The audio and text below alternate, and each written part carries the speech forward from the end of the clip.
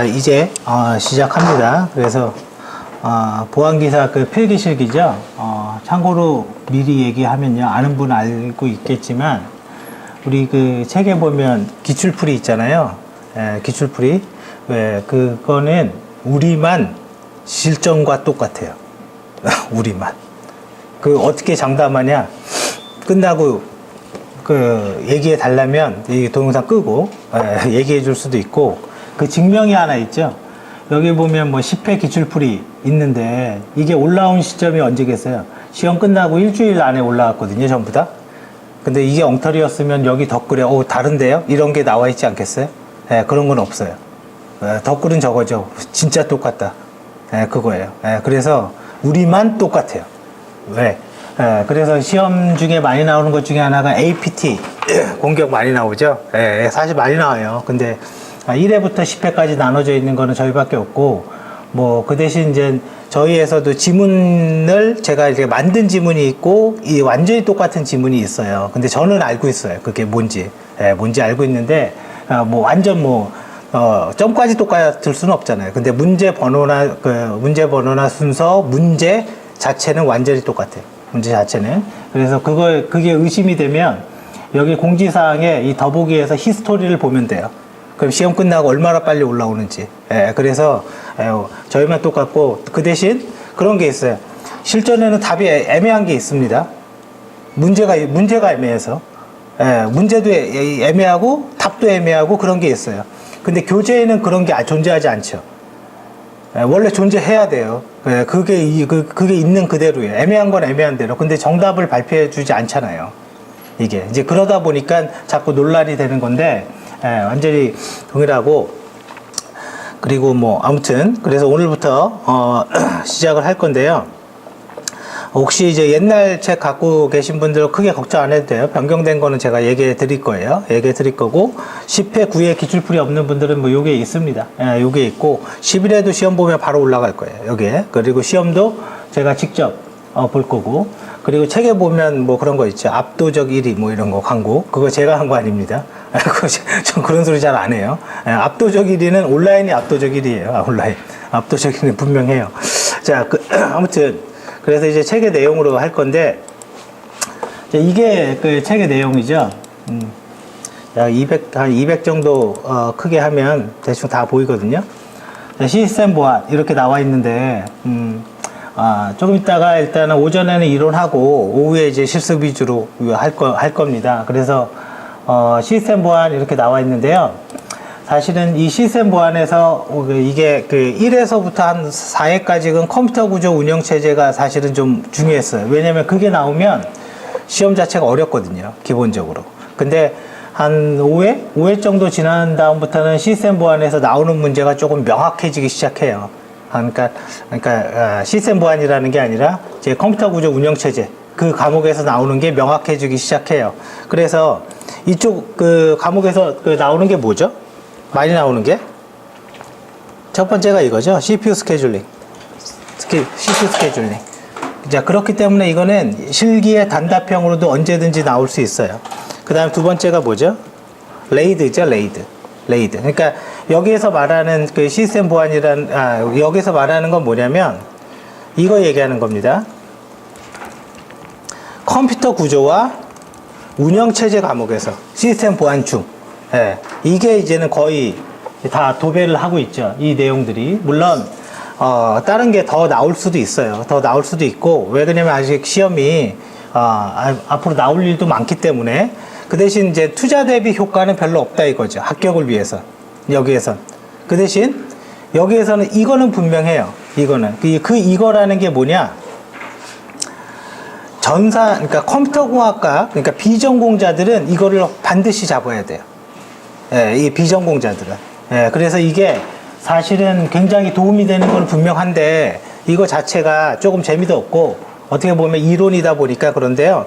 저희는 한 2시간 정도만 이 내용을 하고 끝낼 겁니다. 자, 그래서 대충 이제 뭐가 있는지 한번 봐볼게요. 그냥 여러분들 안 넘기셔도 됩니다.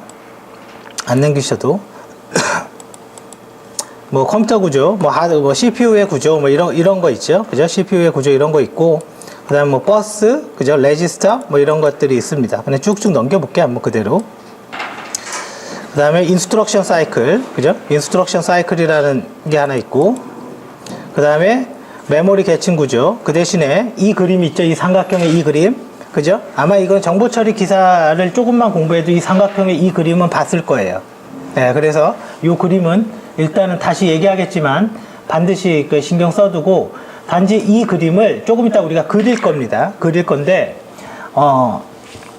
이거를 이제 기억장치 계층 구조, 뭐 시스템 계층 구조라고도 불러요, 그냥. 그러니까 용어를 좀 다르게 부르는 경우가 있어요. 그리고 초반에 나왔던 게 이제 캐시 메모리 쪽이 좀 나왔죠. 그 중에 주소 매핑하는 거. 그래서 캐시 메모리가 나왔고, 이제는 조금 요새는 안 나오기 시작합니다. 그래도 한번 써두죠. 캐시 메모리. 자, 그 다음 쭉 넘어가 보죠. 그 다음에 사실은 요게 리플레이스먼트 기법, 그죠? 그 다음 로컬리티, 이런 것들이 중요하긴 한데, 이런 것들을 공부하는 방법은 굳이 캐시 메모리를 공부하지 않아도 버추얼 메모리나 메모리, 그냥 메모리, 메인 메모리, 그걸 공부해도 똑같아요. 네, 똑같아요. 그게 와닿진 않겠지만 그건 좀 이따가 얘기하죠. 자, 그리고 그냥 넘어갑니다. 이게 가상 메모리죠. 페이징. 이것도 기출문제죠. 이것도 페이징과 세그먼테이션, 그죠? 페이징과 세그먼테이션, 이것도 기출문제죠. 그러니까 뭐 급한 사람은 이거 위주로 보는 거고, 실기 준비할 때도 이거는 봐야 됩니다. 단답형으로. 네, 단답형으로 봐야 돼요. 자, 쭉 넘어가 봐요. 그 다음 쭉 넘어가고요.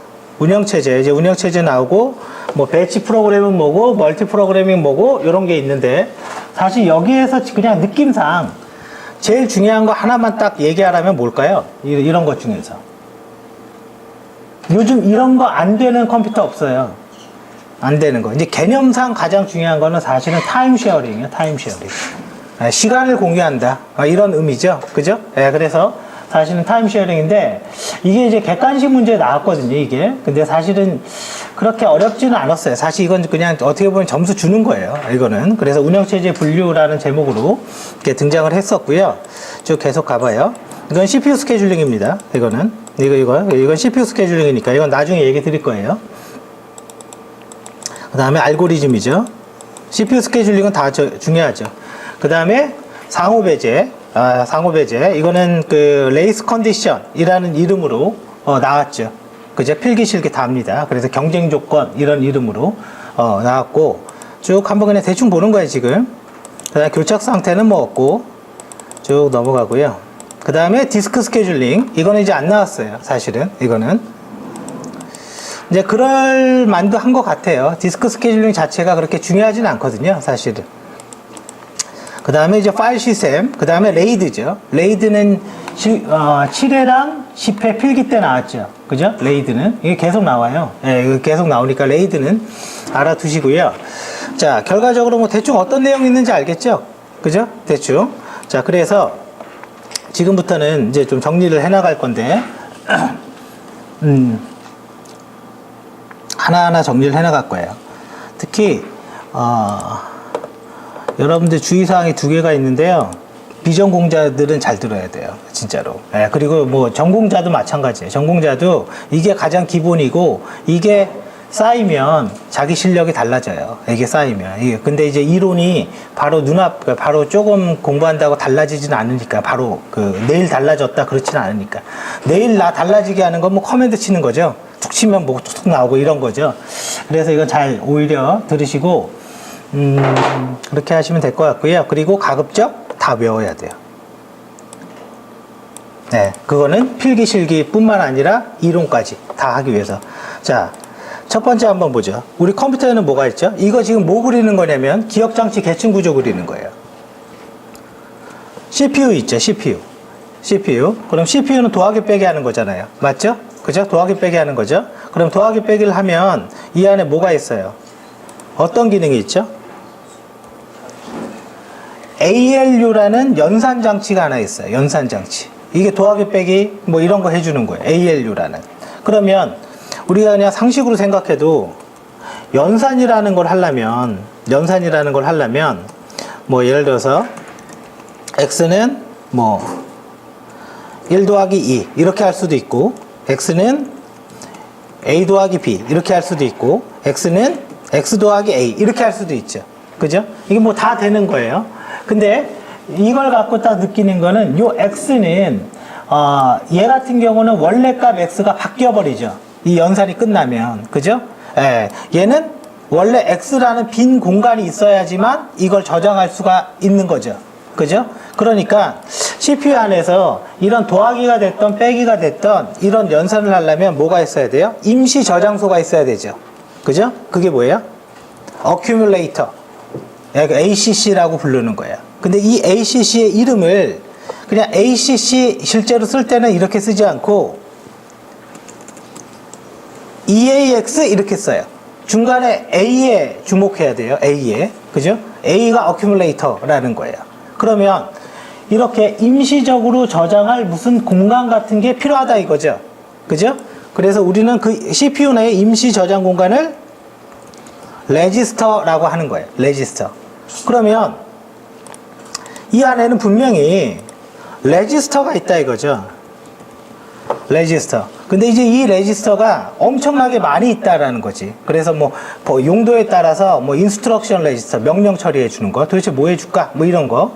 그 다음에 뭐 잠깐 저장해 주는 거, 그죠? 그 다음에 이 명령 끝나면 나 다음에 무슨 일 하면 돼? 뭐 그런 거. 그러니까 종류 자체가 많다 이거죠. 종류 자체가 이 레지스터 안에는. 자, 그래서 우리가 쭉 가만히 보면요, 이렇게 돼서 레지스터가 있다라는 걸 알 수가 있는데, 첫 번째 한번 봐볼게요. IR 명령 레지스터예요. 명령 레지스터. 앞에 I가 인스트럭션이라서. 그래서 얘는 명령어가 있는 거예요. 정확히 말하면 명령 코드. 다른 말로 OP 코드, 오퍼레이션 코드. 나 뭐 할까? 그거. 나 뭐 하면 돼? 그 다음에 뭐가 있어요? MBR 메모리 버퍼 레지스터. 가져온 데이터. 읽어온 데이터 있죠? 그러면 이 1, A에 1이 있어요. 그럼 그 1이라는 거 저장하고 있어야 될 거 아니에요? 그죠? 그래서 데이터가 있는 거예요. 얘는. 데이터.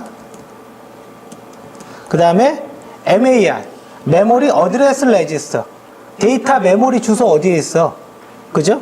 그래서 얘는 그냥 주소 있는 거예요. 중간 값에 주목하면 돼요. 중간 값에. 그죠? 앞뒤에 단어가 아니라 중간에 영어 플레임에 주목하면 됩니다. 자, 그리고 PC. 프로그램 카운터. 다음에 실행할 명령. 이 일 끝나고 다 뭐 할까? 이런 거죠. 그죠? 이런 것들이 결과적으로 CPU 안에 있는 레지스터고, 레지스터를 이렇게 분류할 수도 있지만 용도에 따라서 뭐 범용 레지스터, 데이터 레지스터, 뭐 인덱스 레지스터 이렇게 분류할 수도 있어요. 네, 둘 다 똑같은 의미예요. 근데 그게 우리가 너무 많다라는 거죠. 그러면 명령 코드에는 뭐가 있을까요? 예를 들어서 IR에는 우리가 한번 그냥 상상을 해봐요. 이 IR에는 도대체 어떤 값이 있어야 될까요? 교재에 그냥 바로 써놔도 돼요. 만약에 0100 이게 뭐예요? 약속이죠. 그러면 0100이라니까 이게 배수로 나가죠. 컴퓨터는 8, 4, 2, 1이죠. 그죠? 그러니까 이거 십진수로 하면 4죠. 그러면 이거는 she's right. 화면에 써라. 그 얘기예요. 화면에 써라. 이건 약속인 거죠. 그죠? 이거는 무조건 이렇게만 해야 되는 거예요. 무조건 4를 넣어줘야 되는 거야.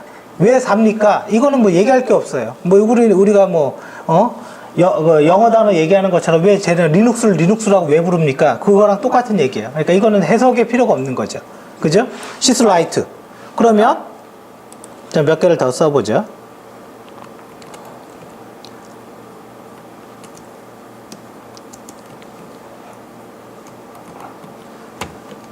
이게 2죠.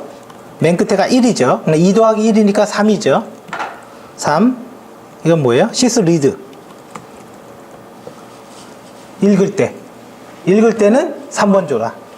이거는 아까도 얘기했지만 정해져 있어요. 자, 그러면 이제 5를 만들어요. 5번.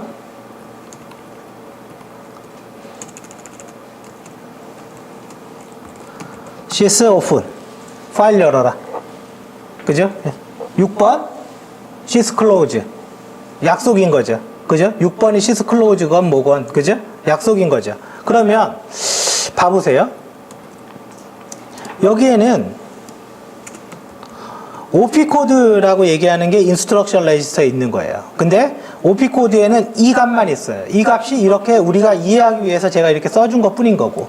그죠? 정해진 약속이었다. 이거죠. 그러면 이걸 가지고 CPU가 액션을 하는 거죠. 그죠? 그러면 CPU는 요것만 있으면 돼요. 뒤에 이런 말은 필요 없어요. 이런 영어들은. 그죠? 근데 이게 우리한테는 이게 의미가 있을 수가 있어요. 왜? 우리는 이걸 보고 뭔가를 하는 게 아니라 이걸 보고 하는 거죠. 그죠? 그래서 이거를 뭐라 그러냐? 시스템 콜이라고 하는 거. 시스템 콜. 보안기사 기출 문제예요. 시스템 콜이 뭐냐? 그러면 아마 랭귀지 조금 공부하신 분 있으신 분들은 절대로 그 코딩에서 이런 것들을 실질적으로 쓴 랭귀지가 없어요. sys read, sys write 이런 걸 쓴 게 없어요. 우리는 이걸 뭐로 불러요? 프로그램에선 API로 부르죠. Application Program Interface라고 해서 API라고 부르죠. 그러면 sys read API 한번 그냥 만들어 보죠. sys read 뭐 읽어라. C 언어에서 scanf 부르면 리드 하겠다. 이해되시죠? 그죠? 나 화면에 뭔가 찍겠다? C 언어에서 printf 그죠? 찍겠다. 나 뭔가 읽겠다? C 언어에서 open, close 그죠? 자바도 마찬가지죠. 자바 어떤 랭귀지가 됐건 이게 좀 다른 거지. 이거를 쓰면 얘네가 불러지고 얘네가 불러지면 요렇게 바뀌는 거죠. 그죠? 여기에서 요 테이블 OP 코드와 이 시스템 콜을 가지고 있는 놈이 필요한데 그거를 우리는 세련되게 뭐라 그러냐면 요 테이블 얘기하는 거예요. 요 테이블을 우리는 뭐라 그러냐면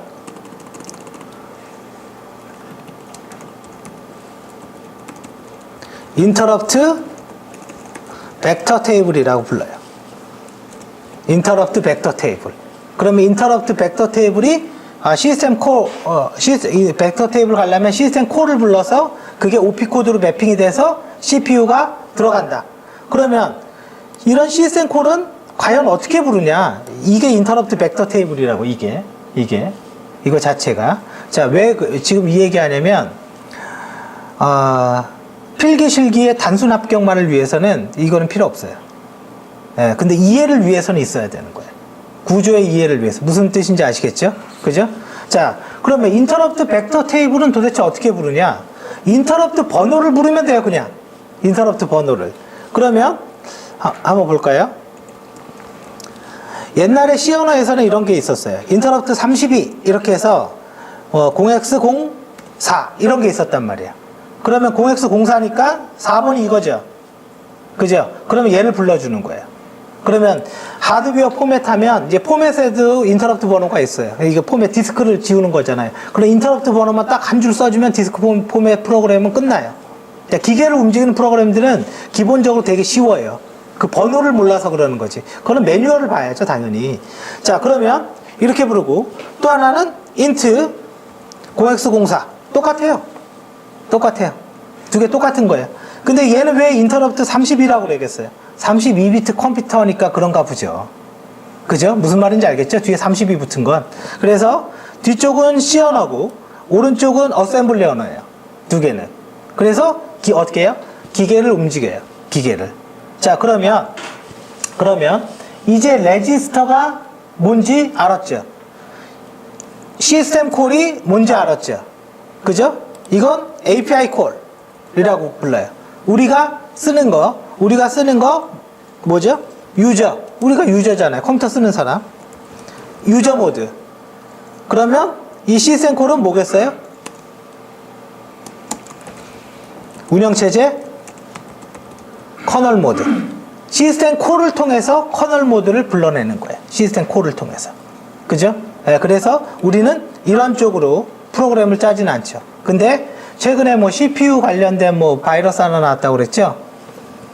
이렇게 코딩을 짜면 그때부터는 얘기가 완전히 달라지죠. 이런 코딩을 개발할 수 있다면. 그죠? 왜냐면 우리가 우리 보안하는 사람은 패치만 하면 되는 거잖아요. 결과적으로. 그렇지 않나요? 그죠? 후지게 얘기하면 그냥 패치만 하면 되는 거예요. 근데 이거를 먼저 만들 수 있는 사람이 돼야지. 이거를. 그죠? 자, 아무튼, 이제 이 시센콜과 API 콜, 유저 모드와 커널 모드, 인터럽트 벡터 테이블. 이해돼요? 이거 이해하고 있어야 돼요. 이거.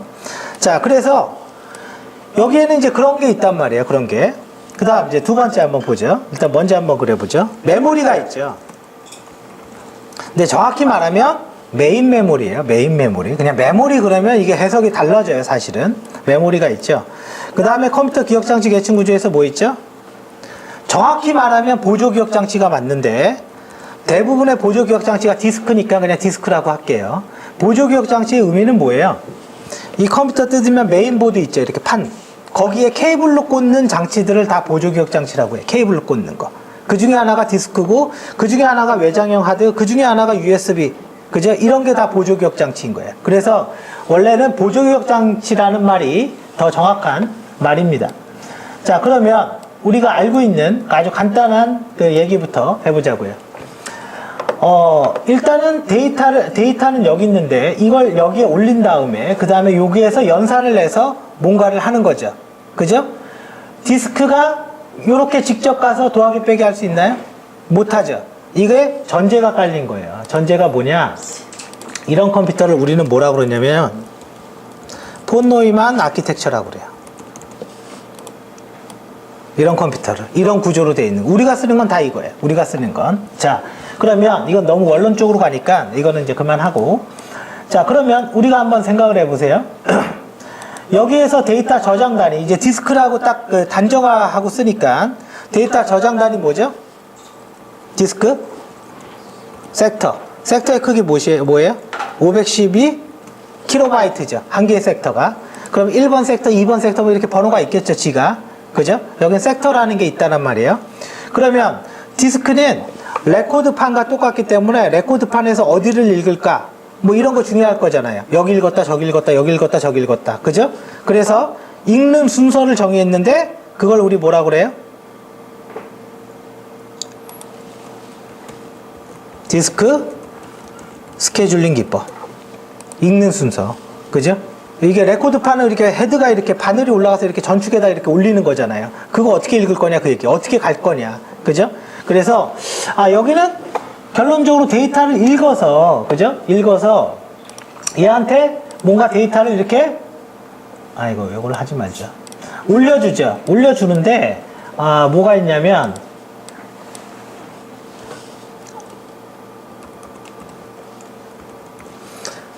I/O 장치가 있어요. I/O 장치가 입출력 장치. 입출력 장치가 있는데 지금 우리가 봤을 때는 여기 디스크밖에 없으니까 그죠? 이렇게 보이지만 실질적으로는 디스크만 있는 게 아니라 우리 SSD도 있죠. 그죠? 그래야지 얘가 보조 기억 장치가 되는 거죠. 그죠? 그래서 결과적으로 얘네들은 이렇게 붙어 있는 거죠. 그죠? 그럼 이 입출력 장치가 실질적으로 컴퓨터를 뜯으면 카드인 거죠. 카드. 하나 입출력 카드가 있는 거죠. 그럼 상식적으로 이거 하나에 요거 하나씩 있는 게 좋겠죠. 이거 하나에 이거 하나씩 봐보세요. 이게 너무 원론적으로 얘기하니까 컴퓨터 이론이 돼버리는데 이거를 알고 모르고의 차이를 볼게요. 스토리지를 심사평가원에서 사는데 거기 스토리지 엄청 크게 사요. 스토리지 뭐 이렇게 박스로 사는데 IBM 제품이 있고 히다치 제품이 있고 EMC 제품이 있어요. 그러면 그 이제 제품 설명을 할 거 아니에요. 이 원리를 아는 사람은 물어보는 거예요. 자, 50테라짜리 스토리지가 뭐 어디는 5억, 어디는 10억, 어디는 50억, 가격이 다 틀려요. 가격이. 그러면 그 50테라를 구성하는 방식이 뭐냐면 여러 개의 하드디스크가 꽂혀 있는 거예요. 그래서 50테라, 100테라를 만들어내는데 그럼 첫 번째 전공자라면 전문가라면 물어봐야죠. 디스크당 디스크 컨트롤러의 수는 몇 개입니까?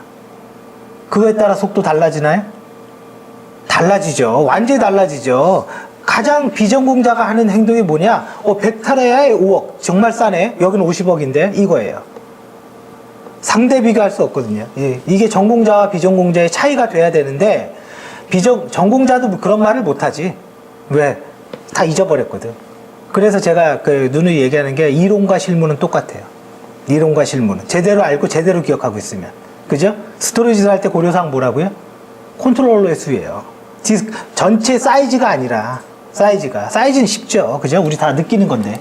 자, 그러면 요게 이렇게 되고 계속 한번 가보죠. 이걸 메모리에 딱 올려두죠, 그죠? 이거의 개수는 굉장히 뭐 여러 개가 있을 수가 있죠. 그러면 메모리에서 저장하는 저장 단위는 뭘까요? 사실은 프레임이에요, 프레임. 전산에서 이렇게 프레임이라는 영어가 나오면 대부분 기계적인 말이에요, 기계적인 거예요. 근데 우리는 운영체제라는 거는 소프트웨어고 컴퓨터 구조라는 건 하드웨어죠. 그러니까 컴퓨터 구조라고 얘기할 때는 프레임이라는 말을 쓰긴 하지만 운영체제라는 입장에서 보면 프레임을 묶는 단위에 따라서 페이징과 세그먼테이션이라는 말을 쓰기도 해요. 그죠? 자, 그러면 여기에는 어떤 기능이 있는지 한번 봐보자고요. 첫 번째, 메모리, 그냥 MEM만 쓸게요. allocation. 어떻게 메모리를 할당할 겁니까? 그죠? 그게 필요하고, 여기에 또 뭐가 필요할까요? 이거 하면 아까까지 그 교재 끝나는 거예요. 네, 거기까지. 물론 리뷰는 하겠지만, 메모리 allocation. 메모리 플레이스먼트. 메모리 리플레이스먼트. 그죠? 메모리를 어떻게 할당할 거냐. 이런 기능들이 있다고요. 이런 기능, allocation, placement, replacement, 이런 기능을 해주는 거는 운영체제고, 운영체제란 프로그램이 해주는 거고, 그죠? 자, 이게 뭐든 간에. 자, 그러면, 됐죠? 자, 아무튼, 섹터로 저장된 데이터를 갖다가 메모리에 올려두면 프레임이라는 거를 뭔가 바꿔야 된대요. 프레임이랑. 맞죠? 그죠? 근데 두 개가 아그가 뭔가 다르다라는 거 느끼죠? 예를 들어서 얘가 512kg면, 얘는 8K야. 다르죠? 그죠? 달라요. 그러니까, 이건 메모리에다가 기록하는 하드웨어의 크기다라는 거죠. 그죠? 근데, 디스크와 SSD는요, SSD는 라이트 단위가 청크입니다. 청크. 또 다르죠? 그러면, 뭔가 다른 장치가 붙으면 얘의 기록하는 단위는 또 다르겠죠? 우리가 모르는 이상한 디바이스가 하나 붙어버리면. 그죠? 그래서 우리는 이런 것들을 뭐라고 얘기하냐면, 이런 것들을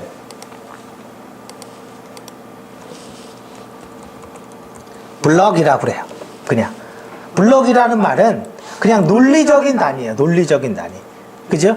이 한 개의 블럭이 섹터 2개일 수도 있고, 한 개의 블럭이 섹터 3개일 수도 있어요. 한 개의 블럭이 섹터 하나일 수도 있어요. 그래서 우리가 그냥 블럭 단위로 입출력합니다. 그러면 디스크면 섹터 여러 개 묶여서 입출력 되는구나. 몇 개인지는 또 다른 얘기예요. 그래서 얘는 논리적인 말이에요. 논리적인 말. 그냥 블럭 단위로 한다. 이해되시죠? 무슨 말인지? 네, 그죠? 자, 그래서 데이터를 읽어와서 이렇게 갖고 왔어요. 그리고 여기에서 주의해야 될 사항. 요놈과 요놈이 주소 체계가 다르다. 맞죠? 주소 체계가 다르죠. 그럼 뭐가 필요하죠? 주소 변환하는 놈이 필요하죠. 어드레스 매핑 기능이 필요해요. 주소 변환하는 놈이. 그죠? 왜? 이거 이렇게 생각하면 돼요. 얘는 도로명으로 주소했어요. 얘는 동호수로 주소 부여했어. 그러면 변환기 하나 필요하죠? 우편번호 입력할 때. 그것처럼 보이진 않아도 여기에 매핑하는 뭔가가 하나 있어야 된다. 이거죠? 자, 마찬가지입니다. 메모리와 CPU는요, 저장하는 단위가 틀려요. 라이트 하는 단위가. CPU는 뭐라 그래요? 워드라고 하죠, 워드. 이 워드라는 말은 이거예요. 1워드가 4바이트면, 1바이트가 8비트이기 때문에 48에 32비트 컴퓨팅이 되는 거죠. 그죠? 1워드가 16바이트면. 그죠? 그럼 달라지죠. 그럼 이 얘기는 뭐예요? 약간 논리적인 거라는 거죠, 지금. 그죠? 논리적이라는 거예요. 여기는 트랜지스터 같은 거 있어갖고요. 전기가 왔다 갔다 하는 거예요, 그냥, 결과적으로. 여기는 기계예요, 기계. 깡통 기계예요. 근데 CPU 안에도 프로그램이 있습니다. CPU 안에도. 왜? 워드라는 건 논리적인 거잖아요. 그죠? 자, 한번 봐보세요. 요놈과 요놈은 두 가지 의미가 있는데, 첫 번째는요, 주소 체계가 다르다. 맞죠? 두 번째는 속도의 차이가 달라요. 맞죠? 얘가 엄청 빠르고 얘가 엄청 느리고, 그죠? CPU에 비하면. 물론 얘가 훨씬 더 느리고, 그죠? 자, 그리고 그러면 만약에 메모리를 갖다가 여기에다가 하나 더 놨어요. 메모리를 할 수 있나요? 할 수 있습니다. 메모리를요, 요 밑에다 하나 더 놨다고요. 그리고 이렇게 연결하면 조금 속도의 차이가 완화되나요? 완화되잖아요. 카드가 두 개 꽂았다고요, 메인 메모리를. 그러면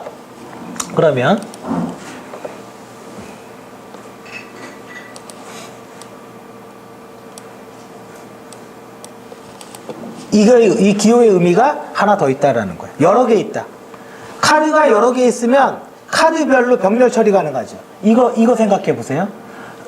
입출력 장치가 여기 있으면 디스크에다가는 뭘 쓰고 SSD에다가는 뭘 쓰고 가능한가요?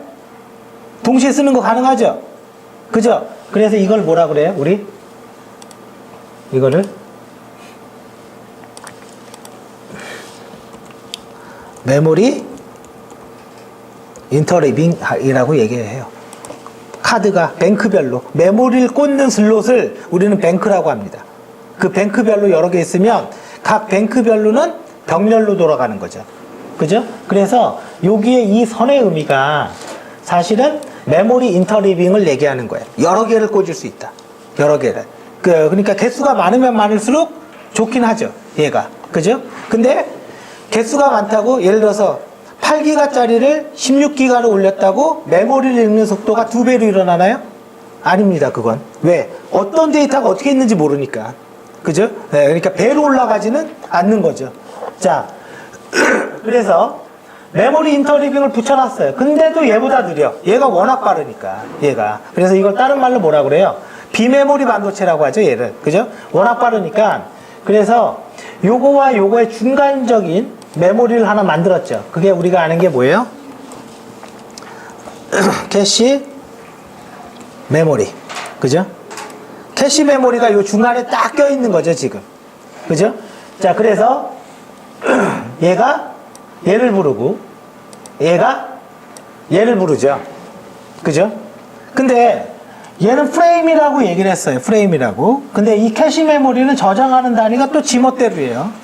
얘는 좀 더 기계적인 말을 써요. 얘는 슬롯이라는 단어를 써요. 이게 조금 더 기계적인 말이거든요, 그 말이. 그래서 아이고.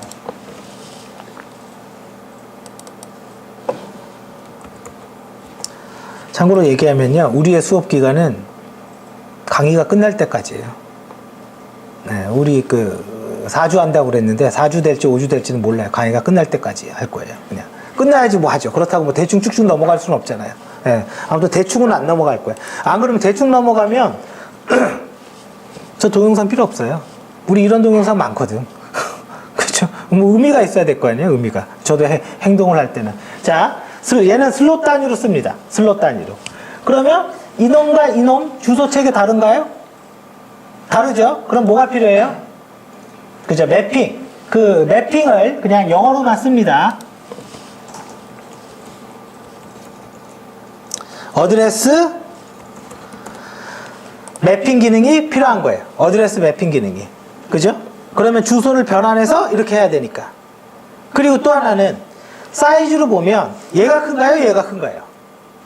당연히 얘가 크죠. 그죠? 사이즈가. 그러면 여기 있는 모든 데이터를 엿다 올려둘 수 없다라는 얘기잖아요. 그럼 도대체 여기에다가는 뭐를 올려둘 거냐? 이런 문제가 일어나는 거죠. 그죠? 그래서 뭐가 나와요?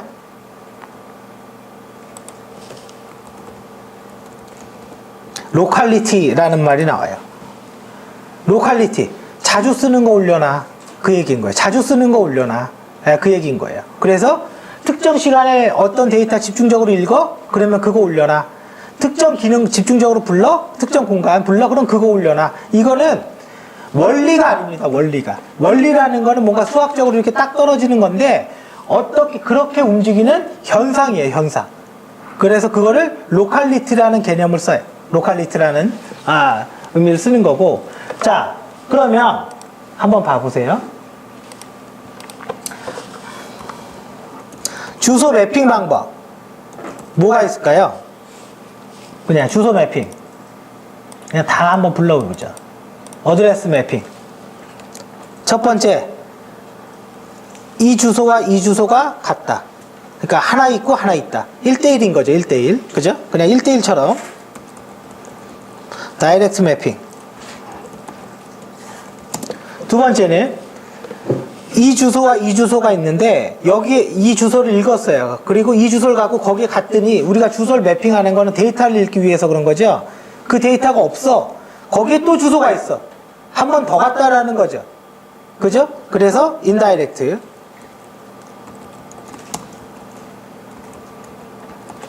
근데 중요한 거는 인다이렉트는 한 번 더 갔다가 아닙니다.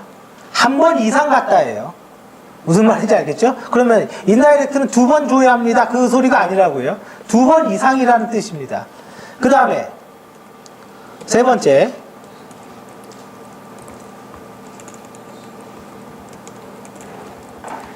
어소시티브 그래도 되고, 그죠? 어소시티브 매핑. 이거는 전산에서 이 어소시티브 이거 나오잖아요. 무조건 다 좋아요. 그게 뭐든 무조건 좋은 거야. 얘는. 근데 이제 무식하게 우리가 무조건 좋은 거야 이렇게 할 수는 없잖아요. 여기에 요렇게 하나 써주세요. 컨텐츠 베이스. 컨텐츠 베이스라고 불러요. 어소시티브가 나오면. 그 다음에 반은 다이렉트 쓰고 반은 어소시티브 쓸까요? 그래도 되죠? 일단 어소시티브가 뭔지를 모르잖아요. 우리가 지금 가만히 보면. 그죠? 뭔지를 모르죠?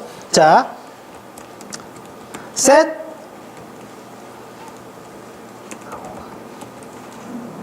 어소시티브 매핑. 이거는 다른 말로 set 어소시티브는 하이브리드다 그 소리예요. 그냥 반은 어소시티브 쓰고 반은 다이렉트 쓰고 뭐 이런 소리예요. 그러니까 set 어소시티브는 우리한테 이슈가 아닙니다. 사실은. 자, 그러면 어소시티브의 위력을 한번 보죠. 자, 첫 번째